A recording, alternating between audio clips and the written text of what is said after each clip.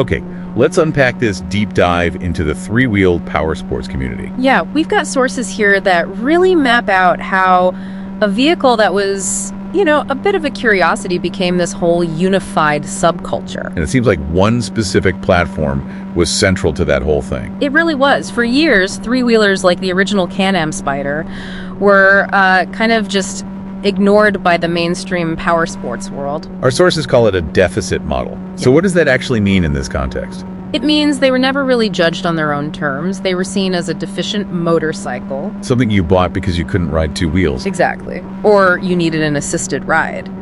Automotive journalists would review them as just weird cars. They completely missed the whole community aspect.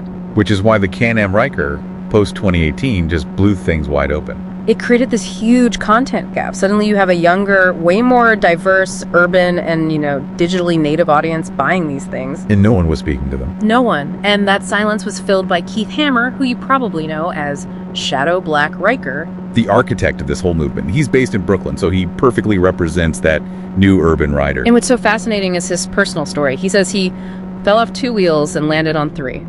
That's such a powerful line. It immediately validates anyone feeling that imposter syndrome. It does, that feeling that you don't belong because you didn't start on a traditional bike. So he launches Rollinon3 in September 2020. The world's first three-wheeled podcast. And its mission was simple.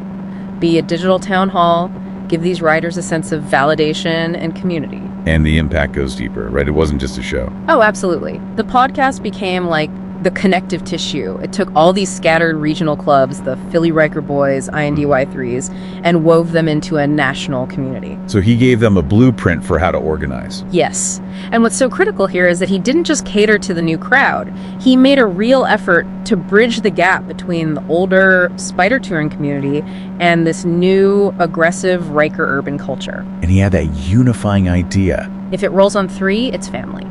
That even included the Polaris slingshot community, which is, a different beast entirely. And not just different models. The sources highlight a deliberate focus on diversity. A huge focus. He was actively amplifying influential female riders and many voices from the Black riding community. It perfectly mirrored who was actually buying the Ryker. So you have this foundation of building confidence. I mean, Hammer's mantra is the easiest thing to make as an excuse. Does that translate into the modding culture? That seems so central. 100%. The trust he built made him the go-to curator for the whole aftermarket scene. So instead of just guessing on Facebook? Yeah, riders relied on him to vet vendors. He'd form partnerships for things like performance exhaust from RLS or the LED lighting you need for that urban glow.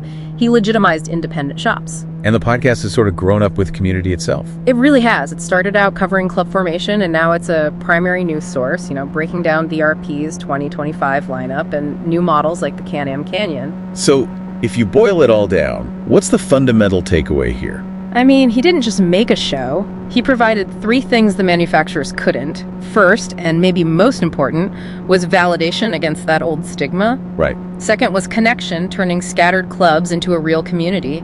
And finally, education. He curated all that technical knowledge and commerce. So he starts as a pioneer and really becomes a kind of statesman for the whole sport. He really has. Which brings us to a final thought for you to chew on. Given that the industry is now diversifying again, moving from urban cruisers to these new adventure models like the Canyon, how does a centralized voice like his adapt as the community itself starts to split into these very different riding styles? Something to think about.